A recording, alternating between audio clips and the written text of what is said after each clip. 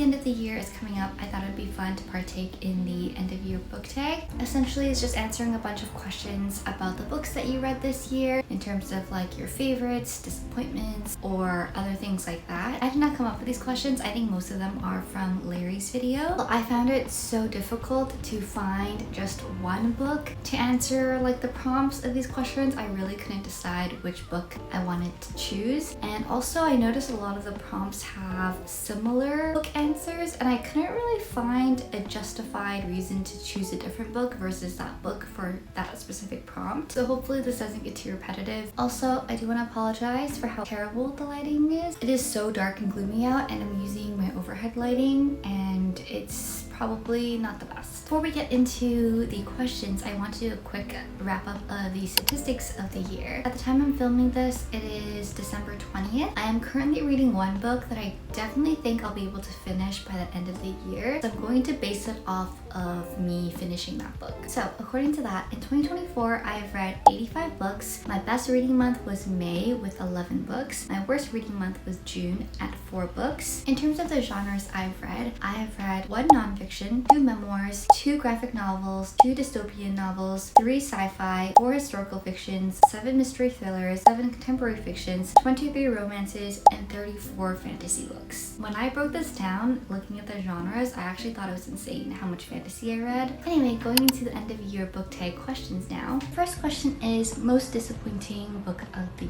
year. So the first book I have is When the Moon Hatched by Sarah A. Parker. There was a time period when I saw so many creators hyping up this book and saying it was the best new romantasy. I think it was being marketed as the best new romantasy after ACOTAR and Fourth Wing, something like that. I think Sarah Parker does a very good job of being descriptive and flowery and providing that like ambiance of the setting. However, it was just getting to a point where it was too much flowery writing when it didn't need to be flowery. And for 2, I did not like the main character at all. I think being in her head felt very insufferable, and the whole time I was just not wanting to continue reading. I didn't really like any element of the story except for the magic system because it was elemental magic and there were dragons involved. Like, it was marketed as the next new Fourth Wing because of the dragons, but I would say that if you took out the dragons in the story would be the same. Yeah, I don't understand what the hype was about this book. I did not enjoy it at all. And then on the same vein, in terms of the new release, I think this is the author's first book, but again, I've seen a lot of good reviews of this book. This is another book that just kind of angered me to read it, and that was Phantasma by Kaylee Smith. It is marketed as a darker Caraval because the 2 main characters are sisters, and one of them enters into a deadly game, and the other sister finds that out and chases after her. It's pretty much the plot of Caraval, but in a darker setting. I love the setting of this. I love the concept of the games and the different trials and levels, but then I could not get past the romance. I did not like the romantic elements of this romantasy whatsoever. And then also just the way the plot was structured and the fact that like the sister, I don't even remember their names, main sister who was looking for her other sister, she was so worried about her and like intent on finding her. And then as soon as she got with the main male character, it's like she almost forgot about her sister. And there was just so many plot holes in it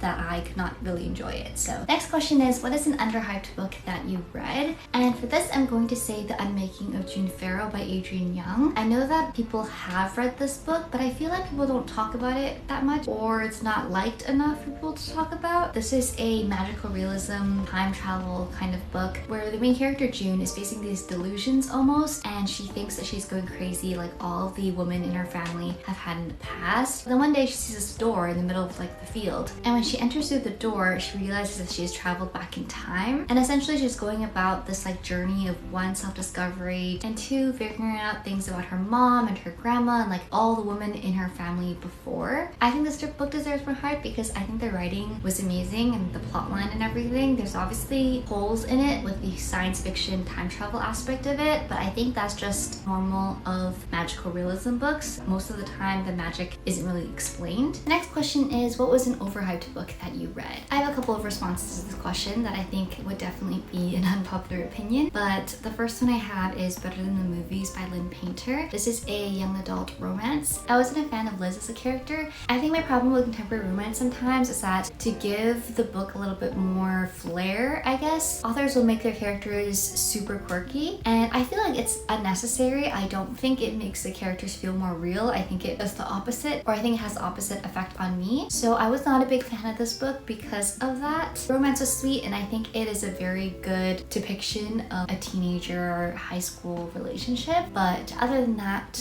I think that this book was overhyped. The next book I have on this list is Heartless Hunter by Kristen Cicarelli.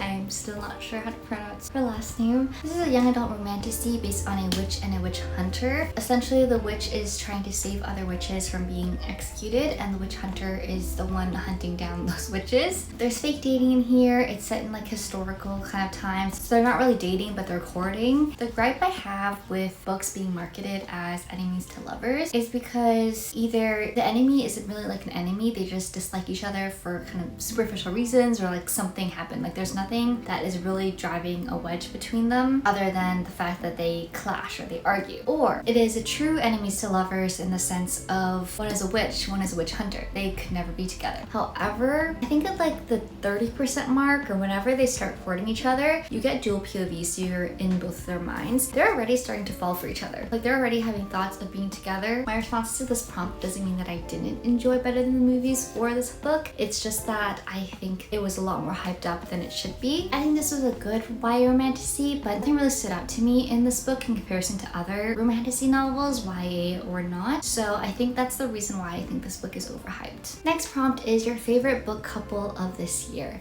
I have two responses for this question. The first one being Brianna and Jacob from Yours Truly, and the second one being Justin and Emma from Just for the Summer. Brianna and Jacob are both doctors who work in the same hospital together. They both have their own personal issues going on. Brianna has trust issues, Jacob has social anxiety, as well as other personal things going on with their family, and they both help each other overcome them throughout the story. They write each other little notes and letters at work, and I think it was just overall a very cute and sweet story, especially how they understood each other and tried to overcome their problems together. There is a bit of miscommunication back and forth in this book, which was a little bit aggravating. So if you don't like that, I wouldn't really recommend this book, but I do think it is worth it. In Just for the Summer, Justin and Emma both have these curses where the person that they date, when they break up, they end up finding their soulmate after. They end up finding each other and they try to break this curse. Similarly to Yours Truly, Justin and Emma both have their own personal problems and things going on in their lives. Emma has always had an absent mother and she hasn't had a great childhood growing up, and Justin has to take custody of his younger siblings because his mother went to prison. So throughout this book, they are trying to help each other with their problems as well. And Justin is the perfect example of if he wanted to, he would. He sends Emma surveys of before the date and after the date for feedback, as well as her input into the date. It's a very cute, very summery read. The next prompt I have is your favorite main characters, and I have a couple responses for this prompt. The first one being Selena Sardathian in Throne of Glass. I'm only showing the first book here, but I really mean throughout the entire series. I love books of like wit and cunning, and when you as a reader don't know what's going on and you think things are going downhill, but then you find out that it was the main character's plan all along. And I love characters like that, and Selena Sardathian is definitely a character like that.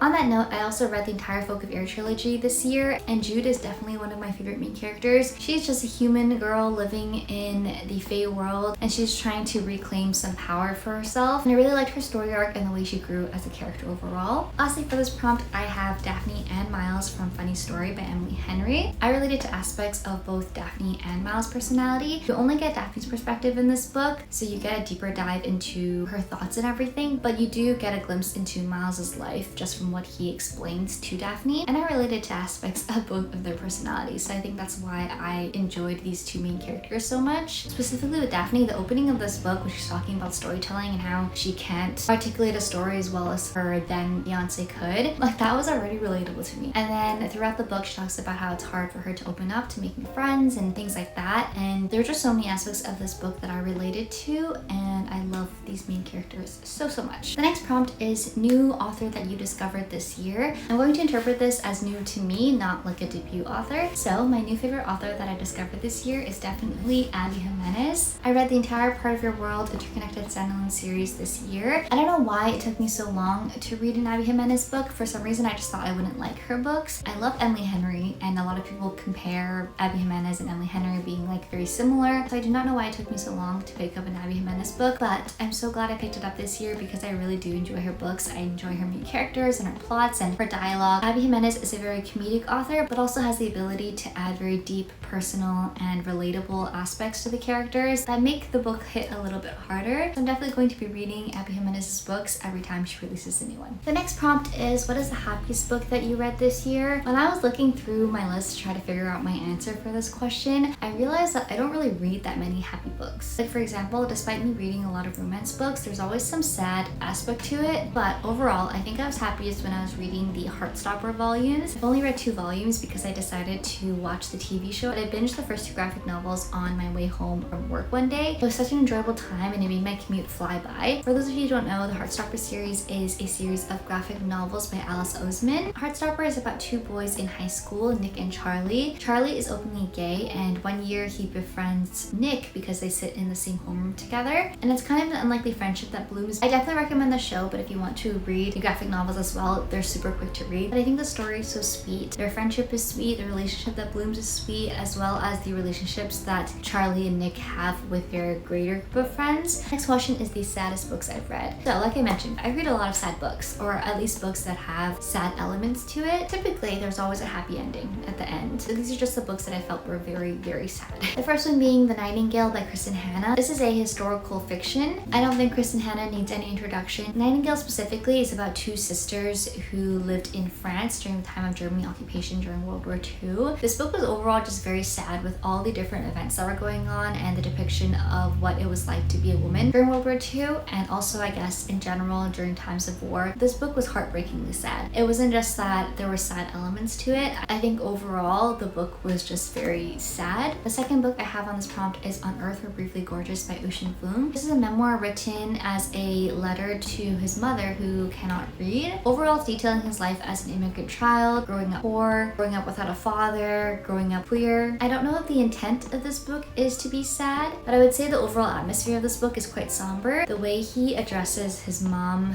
the way he addresses his grandma, and the way he talks about different aspects of his life growing up, it's just overall a very gray kind of tone. I listened to this book on audio, but I definitely think it would have hit harder if I actually read it physically. But overall, it was beautifully written. The next prompt is the most frustrating book that you read this year, and I have 3 responses to this question. The first one I already mentioned, so I'll just briefly glaze over it, but When the Moon Hatched by Sarah Parker, that was a very frustrating book for me. Being in the main character's head was just so insufferable, and I just did not enjoy so many aspects of that book, so that was very frustrating. The second book is Five Survive by Holly Jackson. I don't think this is an unpopular opinion. It's a very fast-paced mystery thriller, but the characters in this book are so frustrating. Specifically, one of the characters, anyone who's read this book probably knows who I'm talking about, but even the main character was insufferable. I definitely think it was because of the writing style, because you're trying to figure out a secret essentially, and you're in the main character's head and she has a secret, but she's being very vague about it to build up the suspense for the reader. But I feel like the way it was written was just so aggravating. The last book for this prompt is How to Walk Away by Catherine Center. I know this is a super random book to be frustrated about. I think things that frustrated me about this book was the use of exclamation marks. I do not know why there were so many exclamation marks in this book. It's just something that I noticed so early on, and then I just kept noticing it afterwards that it bugged me so much. Like, why was everyone speaking with an exclamation mark at the end of their sentence? Another thing that I was annoyed by was the way the plot was like formatted and the way the story was structured. I don't know if this is considered a spoiler or not, but the main character's family has family issues. Like, she has an estranged sister, and her sister comes back because the main character gets into an accident, so she comes and visits her and whatnot. And this family drama is introduced to us as a huge deal. Like, it is something that stresses the main character out so much, but then a romance picks up throughout like the middle part of the story, and then the family drama is just forgotten about, and then it comes back, there's a fight about it, and then it's just instantly like fixed. So yeah, this book was just frustrating to me because of the writing and the characters, and this is definitely a book where I think the characters were made to be overly quirky to give a contemporary romance more flair. For the next prompt, I'm just going to rapid fire list them because I do have a lot and I feel like this video is going to be very long already. But the next prompt is a book that you haven't stopped thinking about, and for me those books are definitely Funny Story by Emily Henry. I have not stopped thinking about that book all year. I cannot wait to do a reread sometime next year. Other books that I want to mention are Empire of Storm and Kingdom of Ash by Sarah J. Maas. Empire of Storm is the 6th book and Kingdom of Ash is the last book in the series. And lastly for this prompt, I do want to mention The Poppy War by R.F. Kuang. I have not finished the entire trilogy. I've only read the first book, but every so often I think about that book and how well it's written, how well the world is constructed, and also the graphic, gruesome scenes that she wrote in that book have stuck in my brain. And I think the reason why I haven't picked up the next few books is because I've heard they're more graphic and I'm a little bit scared. The next prompt is a book you thought you you loved but you didn't, and that is Firefly Lane by Kristen Hanna. I would say it leans more towards a contempt fiction than a historical fiction, but it's about two best friends, and basically you're just traveling through 30 years of their life with them and all the ups and downs that they had, all the life events. And a lot of people say this is the epitome of girlhood and the epitome of friendship. Me reading this book thinking I would not want to be friends with these girls. I genuinely did not like Tilly as a character at all. I feel like if this is depicted as the epitome of girlhood and girl friendship, then like that's not a friendship that I would want, to be honest. I really thought I would like this book because I like Kristen Hanna's writing and all the people raving about this book, but I genuinely did not. The next prompt is unpopular book that you loved. I have 2 books for this prompt because of 2 different reasons. The first one being The Ministry of Time by Callie and Bradley. The reason why this is for this prompt is because it has kind of bad reviews on Goodreads. It has a 3.61, which isn't terrible, but I wouldn't say it's good either. This is a book that bends genres. It's sci-fi, time travel, romance, historical fiction, but essentially the British government has figured out how to time travel. They're bringing expats from history to modern day time, and the main character and other people work as bridges to kind of acclimate them to modern day. There's a subplot of romance in it, there's sci-fi, it's a little bit difficult to explain, there's like government conspiracy, and I think the reason why I love this book so much was because the writing was kind of quirky, and I enjoy weird writing sometimes. And secondly, the main character, you find out that she is white passing, but she is half Asian, half Caucasian. I find it interesting how the author tried to compare it to being an expat from a different time, coming into modern day, but also like someone who is a different culture and trying to fit into cultural norms. I think this was a beautifully written debut novel for this author. The next book I have for this prompt is No Two Persons by Erica Bauermeister. The reason why I'm putting this under this prompt is I don't really hear people talk about this book a lot, so I'm saying it's unpopular as in more people don't know about it, but I definitely recommend this book. I would say this book is an ode to book lovers for sure. The main character is an author. Something devastating happens to her, and she writes a beautiful debut novel that changes people's lives. So the first chapter that you get, or the first part of this book, is the author talking about her life and how she has developed her talent as a writer and how she decides to publish this book. The next few parts of the book are completely different